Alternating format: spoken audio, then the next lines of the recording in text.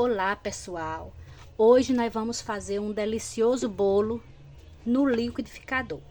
Para começar, nós vamos precisar de 3 ovos, um copo de leite, meia xícara de óleo, uma xícara e meia de açúcar, 3 xícaras de farinha de trigo.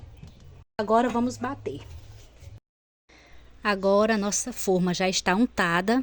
Vamos despejar nossa massa, levar ao forno a 180 graus a 30 a 40 minutos e já voltamos com o resultado. Está pronto o nosso bolo feito no liquidificador. Se vocês gostaram, curte, compartilhe, deixe seu like e nos siga para mais receitinhas maravilhosas como essa.